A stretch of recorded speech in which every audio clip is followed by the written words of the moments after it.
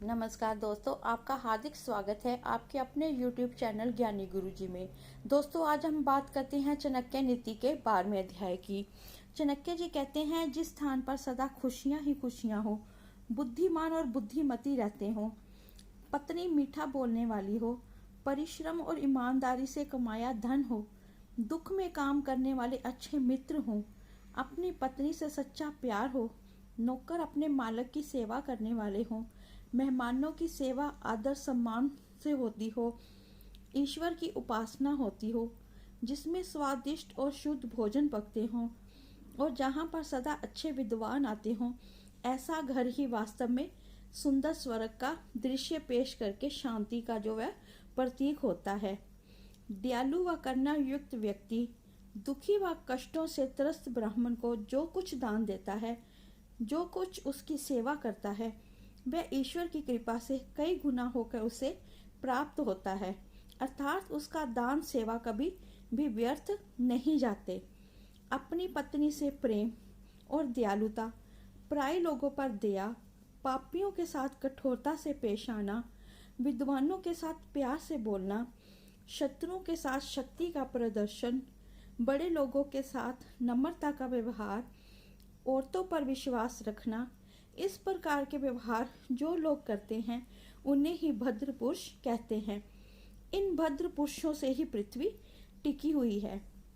जिन लोगों ने अपने हाथों से दान नहीं दिया, कानों से कभी वेदों को नहीं सुना, अपनी आंखों से साधु संतों के दर्शन नहीं किए, अपनी पांवों से तीर्थ यात्रा नहीं की, जिसके पेट में पाप की कमाई का अन्न जाता है, अभिमान से भरे जो अकड़ कर चलते हैं, ऐसे लोगों का जीवन व्यर्थ है।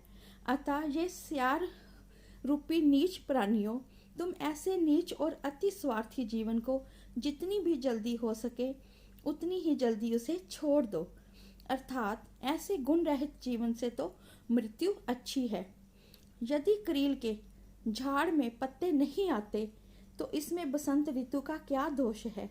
यदि उल्लू को दिन में दिखाई नहीं देता तो इसमें सूर्य कहाँ तक दोषी है। यदि वर्षा की बूंदें पपीहे के मुख में नहीं पड़ती तो इसमें बादलों का क्या दोष है। विधाता ने जिसके भाग्य में जो लिखा है उसे दुनिया की कोई ताकत नहीं मिटा सकती। यह सत्य है कि अच्छे गुणी लोगों के साथ रहकर दुष्टों के मन में भी धर्म का स्थान बन जाता है, परंतु गुणवान और ज्ञानी लोग जब दुष्ट के साथ रहते हैं तो अपना धर्म नहीं छोड़ता। जैसे कि मिट्टी फूल की गंध तो ग्रहण कर लेती है, किंतु फूल मिट्टी की गंध को कभी स्वीकार नहीं करता। किसी राही ने नगर में पहुंचकर पूछा, हे विप्र, इस नगर में सबसे बड़ा कौन है। उसने हंसकर उत्तर दिया, ताड़ के वृक्षों का झुंड सबसे बड़ा है। उसने फिर पूछा, दाता कौन है। धोबी जो सुबह उठकर वस्त्रों को ले जाके घाट पे धोता है और शाम को वापस आता है। उसने पूछा, चतुर कौन है। दूसरे का धन और स्त्री का अपहरण करने वाले सारे चतुर ही होते हैं। उसने आश्चर्य से पूछा, इन सब चीजों में तुम कैसे जीते हो। वह हंसकर बोला, जैसे विष का कीड़ा विष में ही पैदा होता है और विष में ही जीता है, वैसे मैं भी जीता हूँ। साधु संतों, ऋषियों मुनियों के दर्शनों से पुण्य प्राप्त होता है, कल्याण होता है। ये साधु संत ऋषि मुनि तीर्थ रूप हैं। तीर्थ तो समय आने पर ही फल देते हैं, किंतु साधु संतों के दर्शन मात्र से ही मानव का कल्याण हो जाता है। जिन घरों में ब्राह्मणों के चरण पवित्र जल से धोने पर कीचड़ नहीं हो जाता, जहाँ पर वेदों का पाठ नहीं होता, जिस स्थान पर हवन नहीं होता, ऐसे घर को शमशान भूमि ही समझना चाहिए, अर्थात ऐसा घर मुर्दों का निवास स्थान होता है। एक साधारण प्राणी ने अपनी दुनिया में आनंदमय व्यवस्था में खोए योगी से पूछा, हे योगी, इस संसार में इतने उत्तम माता पिता, भाई बहन, स्त्री और पुत्र मिलते हैं, उनसे प्राणी कितना सुखी होता है, परंतु आप तो एकांत में भी बड़े खुश दिखाई दे रहे हैं। आपको भी उत्तम परिवार मिला होगा, परंतु आपने उस परिवार का त्याग क्यों किया। योगी ने उस प्राणी की ओर हंसकर देखा, फिर बोला, हे प्राणी, सत्य मेरी माँ है, ज्ञान मेरा पिता है, धर्म मेरा भाई है, दया मेरी बहन है, शांति मेरी पत्नी है, क्षमा मेरे पुत्र के समान है। ये 6 मेरे सबसे प्रिय बंधु बांधव हैं। इन्हें पाकर मैं बहुत सुखी हूँ और इस सुख के साथ मैं आनंद मगन रहता हूँ। जीवन का दूसरा नाम मृत्यु है। मानव शरीर नाशवान है। ये धन दौलत संपत्ति भी सदा नहीं रहते। मौत हमारे सिर पर मंडराती रहती है। अतः धर्म का पालन हमें हर पल करना चाहिए। इसी में हमारा कल्याण है। भोजन का निमंत्रण ब्राह्मण के लिए उत्सव के समान होता है। हर रोज चरने के लिए हरी हरी घास गांव के लिए उत्सव के समान है। पति का सदा उत्साह से भरे रहना ही नारी के लिए उत्सव के समान है और मेरे लिए भयंकर मार काट वाला युद्ध ही उत्सव के समान है। जो व्यक्ति पराई नारी को माँ के समान, पराये धन को ढेले के समान और सारे लोगों को अपनी आत्मा के समान देखता है, वह सच्चा इंसान है।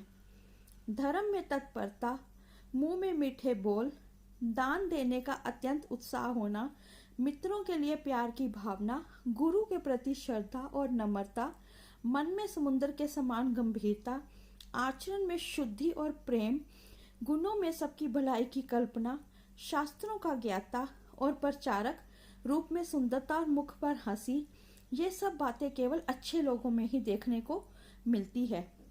कल्प वृक्ष लकड़ी ही तो है। सुमेरु पर्वत पत्थरों का समूह है। चिंतामणि भी तो एक पत्थर है। सूर्य की किरणें कितनी प्रचंड हैं। चंद्रमा क्षीण होने वाला है। समुद्र का पानी नमकीन है। कामदेव अशरीर है। बलि एक राक्षस का नाम है। कामधेनु एक पशु का नाम है। हे ईश्वर, इनमें से किसी की भी छाया आपके बराबर तो नहीं हो सकती। फिर मैं किससे आपकी उपमा करूं? राजकुमारों से नम्रता एवं शालीनता, विद्वानों से अच्छे प्रिय वचन बोलना, किंतु जुआरियों से मिथ्या भाषण और औरतों से छल करने की कला सीखनी चाहिए।